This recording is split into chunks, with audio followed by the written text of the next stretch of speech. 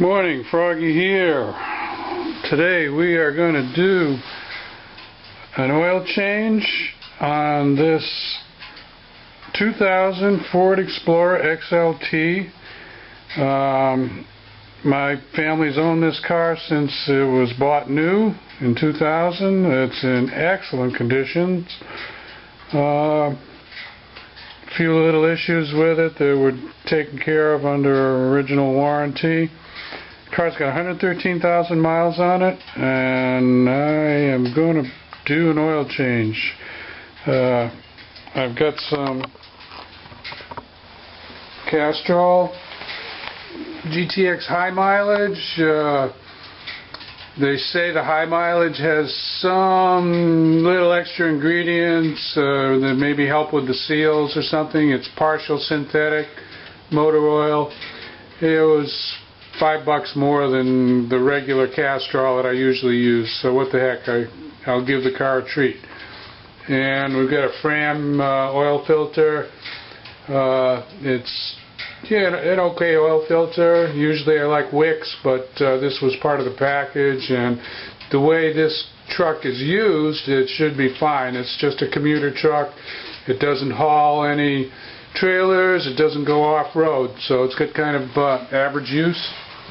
So here we go.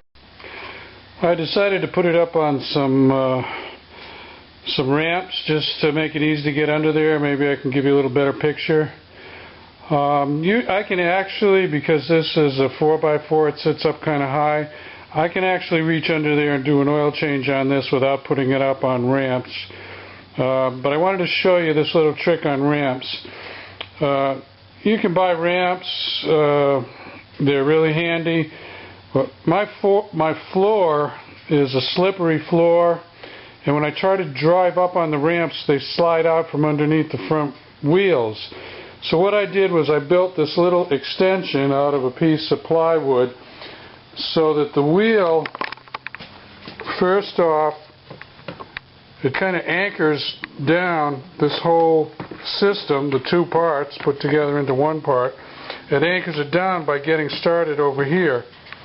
And then when I go up, I've got this non-skid from an old doormat. I've got this non-skid material so that the tire doesn't kick this ramp off of it.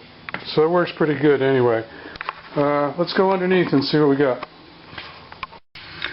Okay, we're underneath now. It looks like last time the oil change was done on this, I probably used a coupon at the Ford dealer that's got a Motorcraft original equipment type filter on there. We're going to do it ourselves today. It's got a little bit of seepage at the oil pan gasket. I'm going to make a note in my log for this vehicle that it might need to be changed, but it's not really dripping on the ground yet. It's just the seepage at the low part of the oil pan. Other parts look good. There's some evidence of a coolant leak that I had addressed previously, and I can see it's still got a little bit of a coolant leak, but we're not going to do that today. We're going to do an oil change. It looks like a 13 millimeter, so I am going to open up the drain plug right there, and I'm going to use that drain bucket, which has a nice spout for pouring it out afterwards. See if I can give you a little better shot of that. Yeah, I've been using that bucket for about 30 years, I think. It works real good. Okay, we're draining the oil. You might spill a little bit. Don't worry about it. Just clean it up. Everything's going in the bucket there. I'm going to take that and recycle it later on. Now we'll go up top. Okay, up top we've got the dipstick. These older cars still have a dipstick. Some of the newer cars don't even have a dipstick anymore. They just have an electronic sensor that sends you a message up on the dash if your oil is low. And here's where we're going to fill the new oil. Okay, so you got that. Here's a couple more general tips. When you want to change your oil when it's warm or hot, not cold. When it's warm or hot, you'll get a better removal of any contaminants. Just think of it like pouring water versus pouring molasses. Molasses would be like cold oil. So you get your car warm or hot, and when you take the drain plug out, just let it fall in the pan. Don't try to catch it. You'll end up with a bath of hot oil all over your arm. Just let it fall in the bucket, and then you can fish it out afterwards. Use a magnet, or you can. I usually use a magnet. Okay, and we're going to put the oil drain plug back in. We're going to check, see if it has a gasket. We're going to replace the gasket if it needs it. Sometimes it comes with the oil filter. Sometimes, like on a BMW, you get a new oil drain plug gasket with the filter kit. But on Ford, I don't think you do. I think it's just a pretty rugged metal gasket, and you just use it over again unless it's damaged. And don't put the oil drain plug too tight. Don't be a big gorilla and put it on really tight.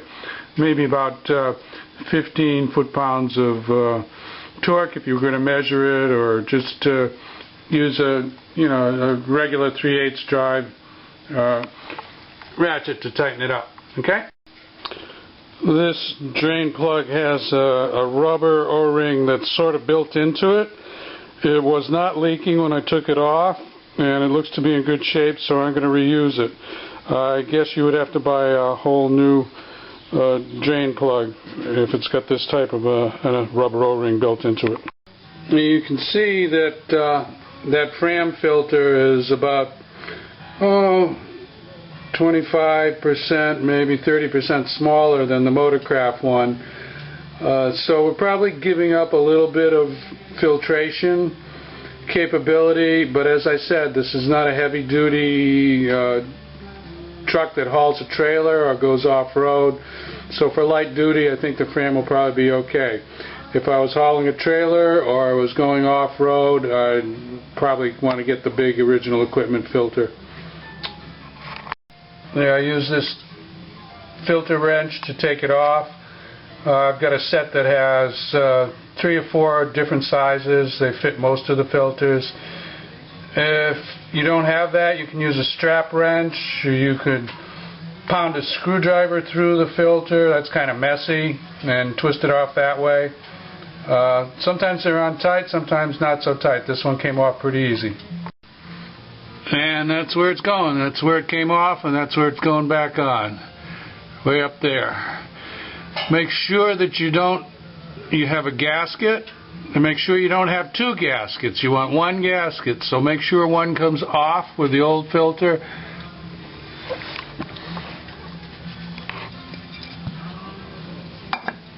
See, there's one came off with the old filter, and there's one going on with the new filter.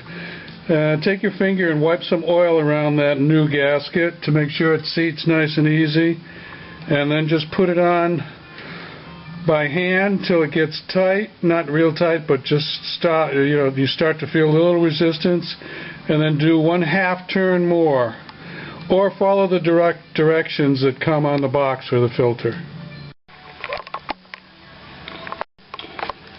Okay, this is interesting, but it's good that this happened so I can show you on the video.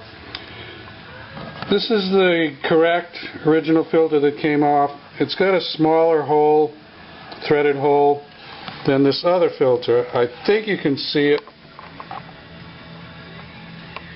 as I move the camera. Maybe not, but without just eyeballing it without the camera, I can see this is a bigger hole. If I put it up there, it wouldn't tighten up, so I got to drive back to Pep Boys and get the right filter. Stuff happens. Okay, back from Pep Boys, and we got the right filter now. Put the same size hole. It's taller, it's bigger. Alright, let's put it in. Let's get this job finished. Okay, filter is in. I like to put a little mark when it first contacts the filter housing, which is about here. And then I can see how many turns I turn it. I turned it 3/4 of a turn. That's good. And I like to put a date on it, 3 of 12. Okay, so we're done with the filter. We can put the oil in, start it up, check for leaks, and we're done with the oil change. Okay, we're going to start it up. Watch your oil pressure comes up there, popped right up there. I think we might have had a brief low oil light. I couldn't really see it. It flashed quickly. Now we're going to, well, let's turn the AC off. Yeah. Let's check for leaks. Okay, we got no leaks around the oil filter, and we've got no leaks there. I think we're good. We got oil pressure. We're done. We're going to pour our used oil back into the bottle that the new oil came in. We'll bring it back and recycle it at Pep Boys, and put our oil filler cap back on. We're also going to shut the engine off and check the oil level. Okay, I checked the dipstick. I really doubt this is going to show up on the camera, but there's let's take it out here.